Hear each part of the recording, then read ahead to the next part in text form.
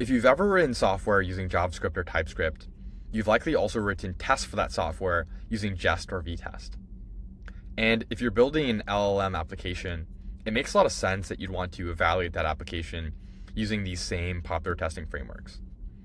Today, we're excited to announce an integration between LangSmith and both the Jest and Vitest SDKs.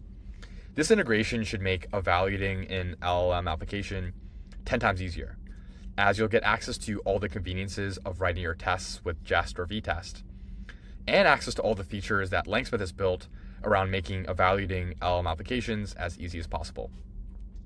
If you write your tests with this integration, you'll get access to really nice terminal outputs like this, and access to really nice results in the LangSmith UI like this. Before I hop back into the code and show how you can get started with this integration really easily, I'm first going to touch on at a high level why you should care about this integration and why you should use it. First thing to note is this integration preserves all the features, commands, helper functions you get when using Jest or Vitest in isolation, and the ability to trace specific runs to LangSmith, which is really helpful for debugging why certain failures occurred, the ability to log metrics in the LangSmith UI beyond just the pass-fail that Jest or Vitest shows you for a test case. This integration also allows you to track results over time in the LangSmith UI, which is really helpful because now the entire team can see, hey, on certain metrics that we really care about, are we doing better? Are we improving over time? And it allows you to share results with others. This is important because a lot of times it's not just developers who care about the results of an experiment. It's also non-technical stakeholders like subject matter experts or other coworkers at business units. And having a centralized place in LangSmith to view these tests and these experiments is really helpful. Let's hop back into the code and see how we can get started with the integration. To give a bit of context on the application we're evaluating, it's an assistant that generates marketing copy for a company. And we've defined this assistant in code on the left here. What it does is it sends a request to GPT-4 Mini asking it to act as an expert technical marketer who does not write clickbait. And it also sends a request from the customer to the model. And we're evaluating this application right now with two test suites. This first test suite is called Test Tweet, and it sends a request to our assistant asking it to write a tweet about LLMs. When we get the result back from the assistant, we check if its result is less than or equal to 280 characters, and then we also test if its marketing score is greater than or equal to 5. This marketing score is computed by a separate LM judge we've defined here. You can see that the LM judge has a special prompt asking it to also act as an expert technical marketer and grade the following content type. In this case, the content type is just a tweet on how good it is on a scale of 1 to 10. And because we want the result of our LM judge to adhere to an output schema, we're invoking it with structured output. And the output schema we're asking it to adhere to is a number. We're asking it to return a schema with a field for score and a number between 1 to 10. Great. And the second test suite is pretty similar. In this test suite, which is called Test LinkedIn Post, we ask our assistant to actually write a LinkedIn post this time about LLMs. We still generate the copy, get it back, test if its length this time is actually greater than 280 characters, and test if its marketing score computed by our LM judge is greater than or equal to 5. Awesome. And let's actually see how we can take this basic Jest implementation and get it to use the integration with LangSmith instead. The first change we're going to make is we're going to delete this top level import. So instead of importing describe and test directly from Jest, we're actually going to import the LangSmith Jest subpath. Great. And we're actually going to wrap our describe and tests with ls to give it access to the integration. And the next thing we're going to need to change is here we specify our input with a const. We're going to delete that, and we're going to specify our input in an object. So I'm going to do that here. I'm actually just going to copy and paste it over from this implementation on the left here, which is already using the integration. Great. And I'm also going to specify a field for reference outputs. And the reason you're going to want a field for reference outputs is because sometimes when you're running an evaluation, you want the ground truth to compare the new output generated by the application you're evaluating with. For the sake of this evaluation, we're not going to need a reference output, but you could totally add one if it fits the use case. All right, awesome. So we're going to pass in the inputs so we can send it off to our assistant that generates marketing copy. And now, instead of just being able to specify a pass or fail outcome for this test, we can actually log some more detailed feedback here. So I'm going to go ahead and use the log feedback helper to log the length of the result that we get back from the assistant. I'm also going to log the output or the response that we get back from our assistant. And this will allow me to see what my assistant returned back to me in the LangSmith UI. So great, we're logging our outputs to LangSmith, and we're logging a feedback key. That's going to be the length of our result. I'm also going to log another feedback key called Twitter length. This will be a Boolean that shows off whether the result of my, let me just fix it here, whether the result returned to me by the assistant was less than or equal to 280 characters. Great. And so I just deleted the expect from this test suite. You could totally keep it in there. If you kept it in there, it would just break the run if the test case failed.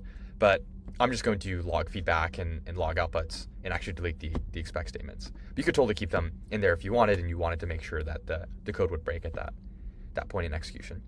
Awesome. So the last thing we need to do is compute our marketing score from the LLM judge.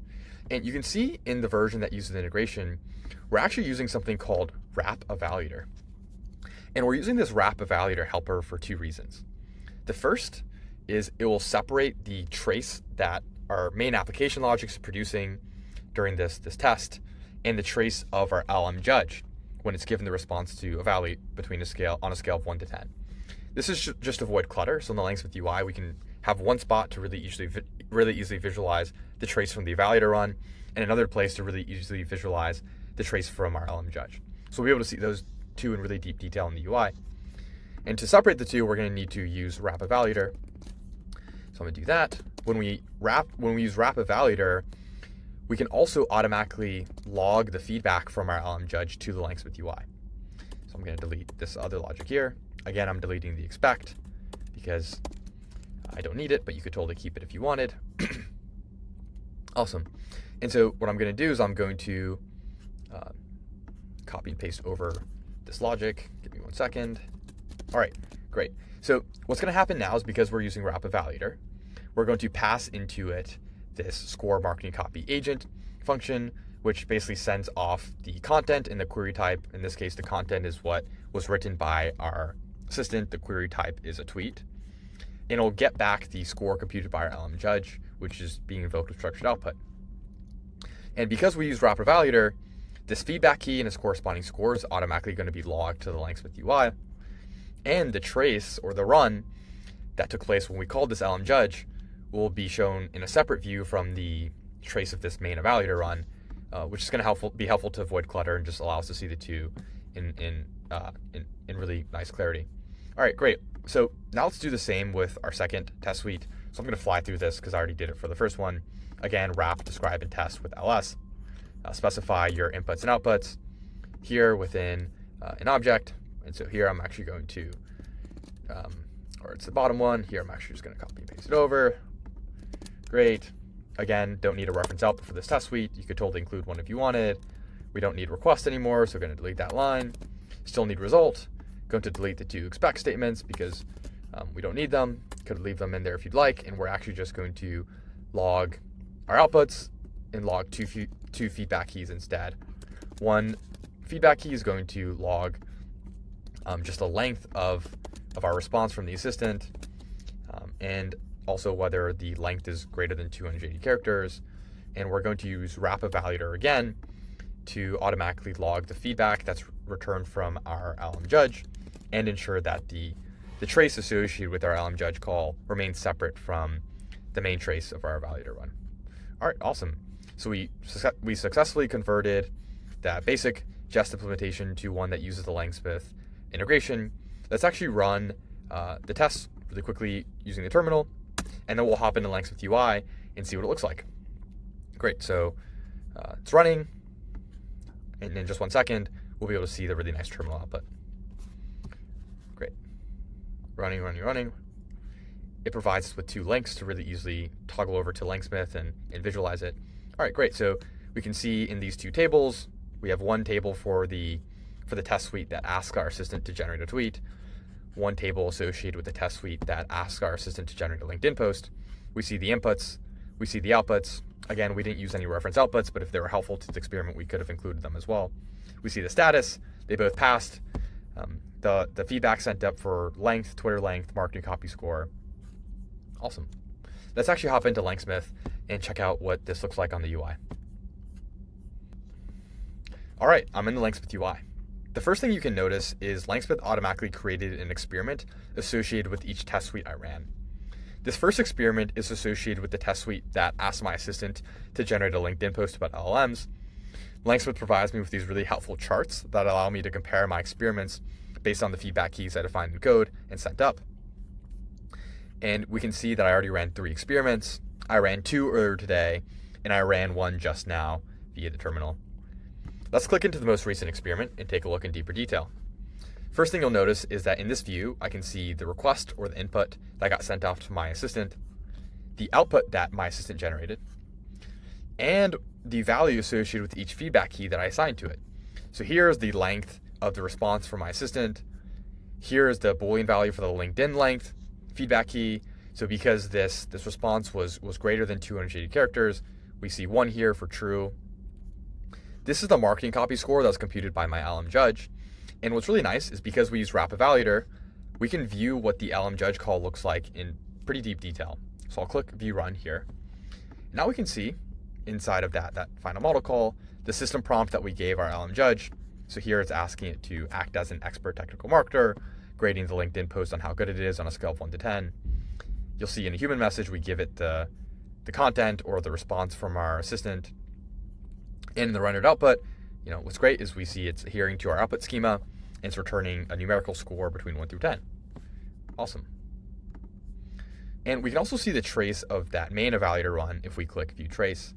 So I'll click view trace here, it'll pull up a similar view. And now we can see the exact run that took place when we ran these tests.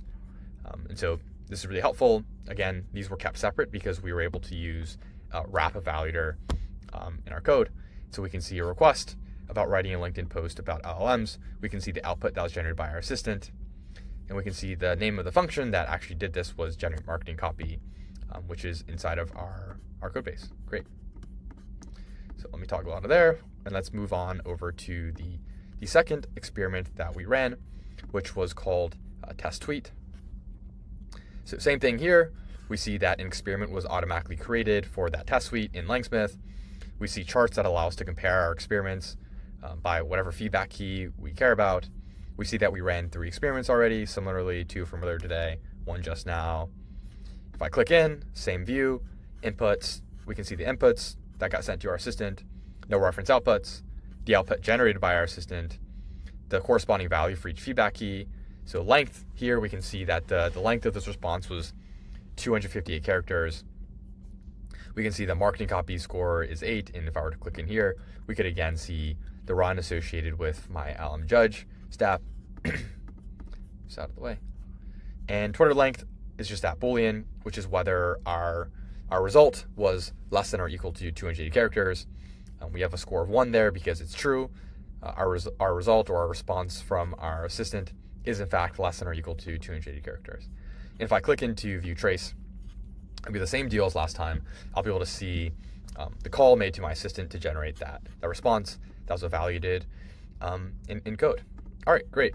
So that's all very helpful.